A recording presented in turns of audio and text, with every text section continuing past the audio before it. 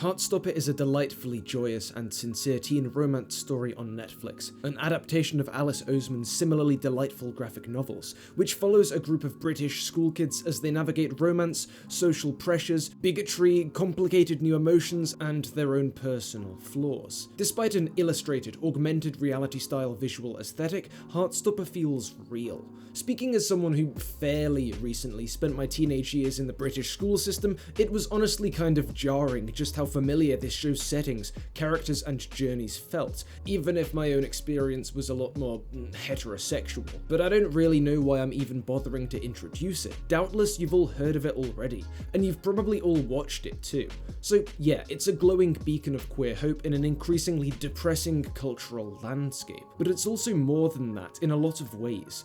And one of those ways, one of the countless really powerful aspects of this show, is the topic for today's video: the way Heartstopper rejects toxic masculinity. I'm not focusing on this aspect because I think it's more important than the just frankly awesome queer rep and the nuanced exploration of sexuality. I'm focusing on it because A, I'm a straight man, so this topic feels more my lane than the rest of it, and B, this topic won the Patreon vote, so this is the topic we're covering. So thanks to Adam Myers for suggesting it. Before we jump in the deep end though, in order to make sure we're all on the same page, I think it's worth briefly asking the question, what is toxic masculinity? Well, it is a tricky question, since masculinity, toxic or not, doesn't really exist in the same way that, I don't know, a banana exists. It doesn't even exist in the same way that more abstract things like hope or fear exist. Masculinity is a social construct. At its most basic, it's the expression of the qualities which our society has, consciously or unconsciously, decided men should exhibit. Common examples of these traits may include confidence,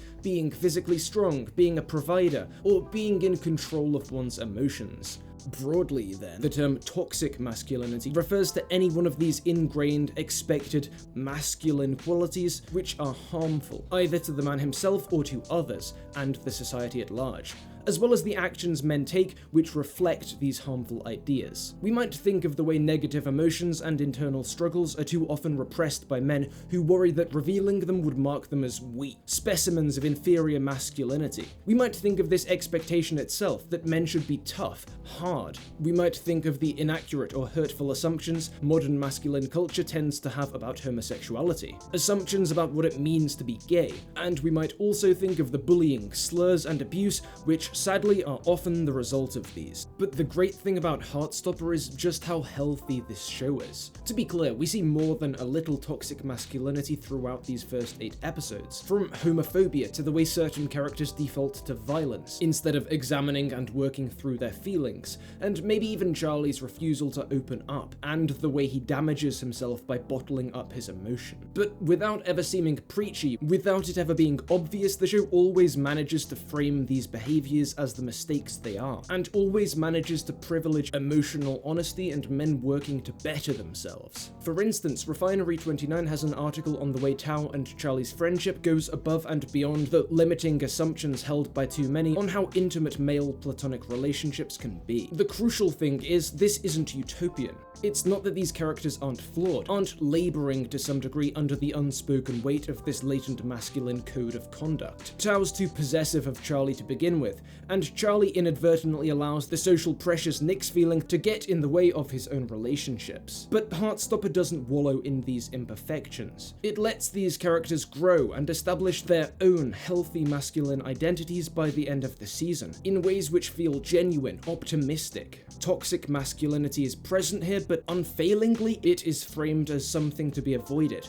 or overcome. It's not always easy, but it is possible, and it is right. And honestly, this is rarer than you might imagine, especially in media at the forefront of the cultural zeitgeist. We might think that as a society we've developed enough to have largely eschewed toxic masculinity and stories which frame it in positive ways, but we haven't. Just look at the way that the second highest grossing movie of all time, Avengers Endgame, has one heroic character make a joke at the expense of another's physical form, simply because the second character's own unhealthy coping mechanisms have resulted in a non-idealized body shape.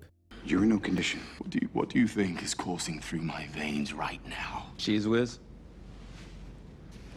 That's the first example that came to mind, but it's hardly unique. You could walk into a video rental shop, close your eyes, spin around, and wait, those don't exist anymore. My analogy doesn't work in the present day. Okay, ooh, you could load up Netflix, close your eyes, and spin the cursor around, clicking wildly, and chances are whatever movie or film you end up on is implicitly pushing some of these harmful conceptions of masculinity. It's not always obvious, and it's not always in big ways, but this stuff's everywhere. It's like cultural background noise. In this context, Heartstopper is just so refreshing. It's like eating an apple after a week-long fast food binge. Not that I'd ever go on one, Mum, but remember a minute ago when I said these characters establish their own healthy masculine identities? I think that's an idea worth returning to, because as we've established, masculinity doesn't exist in a concrete way. It's a concept which varies between cultures. It's subjective. To some degree, it even varies from person to person. And since it's subjective, since it's constructed by people, it's something that can be deconstructed and reconfigured. Masculinity isn't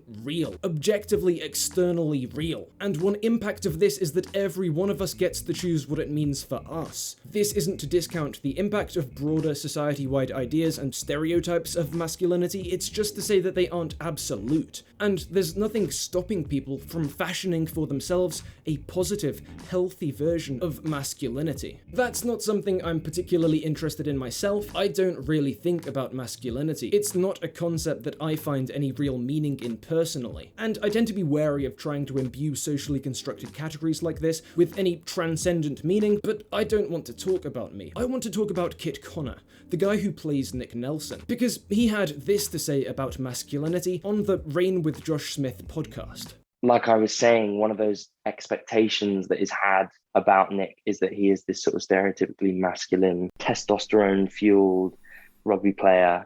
But I also think that his masculinity isn't really challenged. It's not like he becomes any less masculine in the show. If anything, he really shows his sort of bravery and like strength of character.